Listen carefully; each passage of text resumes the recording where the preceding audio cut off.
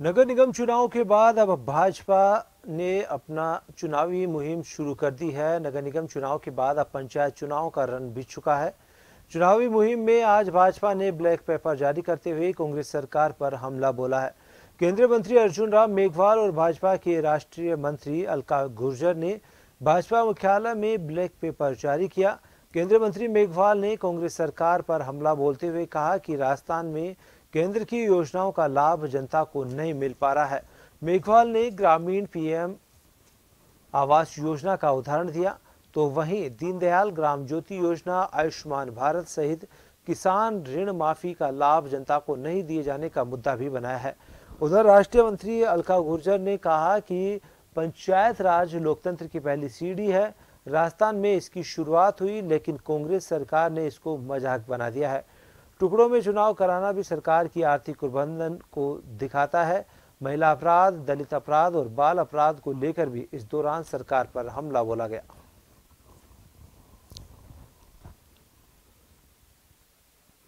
ये ग्रामीण विकास के लिए बहुत महत्वपूर्ण चुनाव होते हैं और पंचायती राज संस्थाओं को मजबूत बनाने की दिशा में भी जो संविधान में उल्लेखित है, उसके क्रम में भी ये बहुत महत्वपूर्ण चुनाव होते हैं। पिछले 2 सालों में ग्रामीण विकास में कांग्रेस ने कुछ नहीं किया।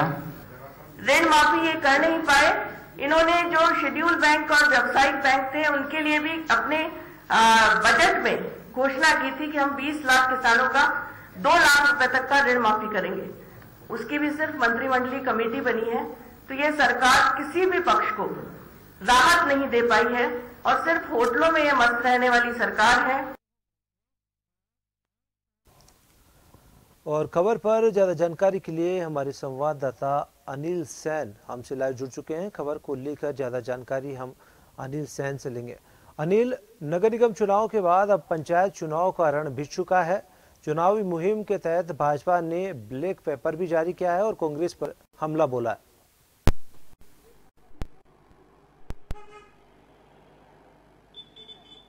देखिए, बिल्कुल पवन, पंचायत चुनाव का रण कहीं ना कहीं बिछ चुका है। हम देख रहे हैं कि लगातार 4 चरणों के अंदर राजस्थान में पंचायत समिति और जिला परिषद के जो सदस्यों के चुनाव हो वो यहाँ पर होंगे। पहले नगर निगम चुनाव की मुहिम चल रही थी। 6 निगम 6 बोर्ड के जो थे उनकी सियासत यहाँ पर तेज थी। हालांकि बोर्ड की अगर स्थिति देखी जाए तो 6 बोर्ड के अंदर 4 कांग्रेस के खाते में गए हैं और 2 उधर बीजेपी के खाते में। लेकिन निगम चुनाव से निकलने के साथ में पार्टियां जो है अब पंचायत चुनाव की इस मुहिम में जुट गई है।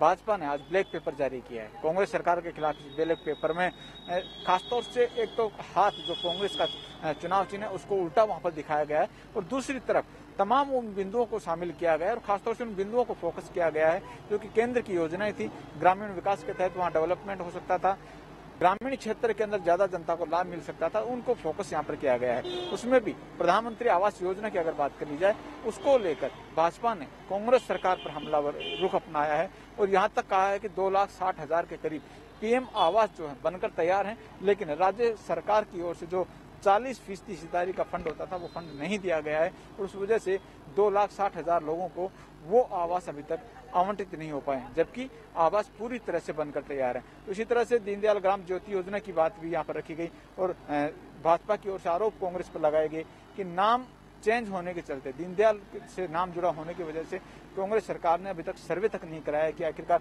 कितनों घरों के अंदर जो रोशनी है, कितने घरों को लाइट है या नहीं है। इन तमाम योजनाओं का जिक्र किया गया, आयुष्मान भारत की योजनाओं का भी जिक्र किया गया तो बताया गया कि उस योजना को जो है बंद कर दिया गया और भारतीय जनता पार्टी का आरोप भी रहा है कि इन तमाम योजनाओं के पीछे केंद्र सरकार का चेहरा होने के चलते, मोदी सरकार का चेहरा होने के चलते इनको शिथिलता यहाँ पर दी जा रही है। उसके ऊपर काम नहीं हो रहा है, क्योंकि अगर उस पर काम होता है तो कोई ना कहीं मोदी सरकार की जो पब्लिसिटी है वो ज्यादा होगी और ऐसे में कांग्रेस सरकार नहीं चाहती है कि मोदी सरकार की जो चेहरा वो कहीं ना आगे यहाँ पर बढ़े और यही वजह है कि कांग्रेस सरकार ने राजस्थान के अंदर केंद्र की तमाम जो योजनाएं हैं उनको यहाँ पर शिथिलता दी है और उन तमाम योजनाओं को भी ब्लैक पेपर में जगह दी है। राजस्थान में बढ़ते अपराध, बाल अपराध, महिला अपराध, दलित अपराध को भी मुद्दा कहीं ना कहीं बनाया गया। हमने देखा था कि निकाय चुनाव से पहले भी ब्लैक पेपर जो है भारतीय जनता पार्टी ने जारी किया था पवन, और उसमें भी सरकार के ऊपर हमलावर रुख यहाँ पर रखा था और एक बार फिर से सियासत तेज है। पंचायत चुनाव को लेकर अब दोनों ही पार्टियां आमना सामना कहीं ना कहीं नजर आती हुई दिख रही है और यही वजह है कि बीजेपी ने ब्लैक पेपर जारी करते हुए इस मुहिम की शुरुआत यहाँ से कर दी है। आगामी दिनों में देखना होगा कितना असर यहाँ पर पड़ता है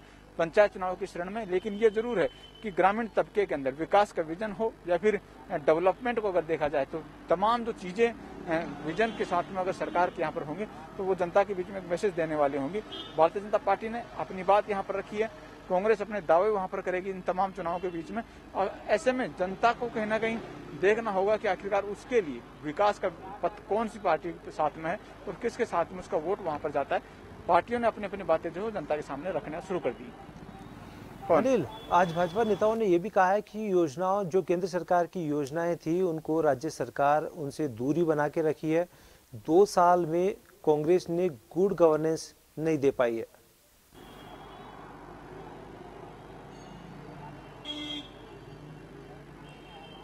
देखिए बिल्कुल आरोप कई तरह के लगे हैं। सरकार जो राजस्थान में कांग्रेस की सरकार को अगर देख लिया जाए अगले 1 महीने के बाद में 2 साल का कार्यकाल कहीं ना कहीं सरकार का हो जाएगा। तो ऐसे में जनता अगर वोट करेगी, क्योंकि हम विपक्षी पार्टी बीजेपी को थोड़ी देर के लिए अगर साइड में रखकर बात करें तो जनता का वोट कहीं ना कहीं सरकार के उस पर भी होगा कि सरकार ने किस तरह से कामकाज यहाँ पर किया है।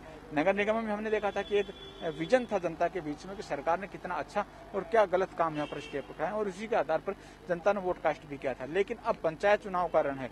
हम ये कह सकते हैं कि लोकतंत्र की रीढ़ की हड्डी कहीं ना कहीं ग्रामीण तबका है, पंचायती राज, और खासतौर से इसकी शुरुआत जो थी वो राजस्थान से हुई थी। बीजेपी ने इस दौरान पार्टी जो है कांग्रेस पर हमलावर रुख भी अपनाया और ये तक कहा कि कांग्रेस ने एक मजाक बना दिया, क्योंकि पंचायत चुनाव हम देख रहे हैं लगातार टुकड़ों में हो रहा है। पहले पंच सरपंच के चुनाव हुए थे, फिर जिला परिषद और पंचायत जो समिति सदस्य हैं उसके चुनाव यहाँ पर हो रहे हैं और ये जो चुनाव है वो भी अलग अलग जिलों में अलग अलग टुकड़ों में यहाँ पर कराए जा रहे हैं। तो इसको लेकर कहीं ना कहीं भाजपा हमलावर है और ये तक कहा है कि भारतीय जनता पार्टी ने जरूर मांग रखी थी लेकिन कांग्रेस ने जो है एक साथ चुनाव नहीं कराए और जिसकी वजह कहीं ना कहीं कुप्रबंध जो आर्थिक कुप्रबंधन वो इसका एक परिदृश्य यहाँ पर दिखाता है। भारतीय जनता पार्टी ने हमलावर रुख होते हुए कांग्रेस सरकार पर यहाँ तक हमला बोला कि राजस्थान में अगर स्थिति अपराध की देख ली जाए, महिला अपराध हो, बाल अपराध हो, वो भी बढ़े हैं और दूसरी तरफ अगर देखा जाए तो जनता के लिए राहत के काम नहीं हुए हैं, ये भारतीय जनता पार्टी ने दावा किए हैं। जी अनिल, हम आपसे ये भी जानना चाहेंगे कि आज भाजपा नेताओं ने जो ग्रामीण विकास के कार्य थे उनको अवरुद्ध करने का काम कांग्रेस सरकार ने किया है, ऐसा भाजपा नेताओं ने सीधा सीधा आरोप लगाया।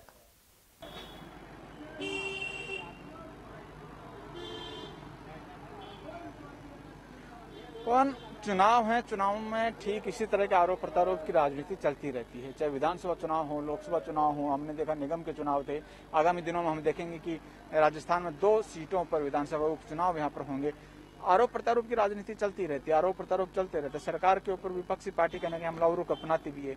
हमने देखा था पिछली सरकार जो भारतीय जनता पार्टी की थी उस समय कांग्रेस विपक्ष में थी, कांग्रेस ने भी इसी तरह से हमलावर रुख अपनाया था। लेकिन जनता के मुद्दे किस तरह से उठते हैं, विपक्ष उठाता है या सरकार की तरफ से उठता है, ये जनता की जो है किसी भी सदी की पब्लिक जो वो भी समझती है। वोटर मतदाता जो बिल्कुल जागरूक भी है और ऐसे में वो भी जानता है कि आखिरकार जो मुद्दे यहाँ पर उठाए गए हैं तथ्यात्मक है या नहीं है। लेकिन इस आरोप प्रत्यारोप की राजनीति में ये जरूर है कि जनता कहीं ना कहीं मुद्दे भी सामने आते हैं और जनता के लिए एक मुद्दा सामने आता है कि आखिरकार वो किस आधार पर वोट कास्ट करे। धन्यवाद अनिल, तमाम जानकारी आपके दर्शकों तक पहुंची। जन टीवी की लेटेस्ट अपडेट पाने के लिए हमारे चैनल को जरूर सब्सक्राइब करें और नोटिफिकेशन पाने के लिए बेल आइकॉन दबाएं।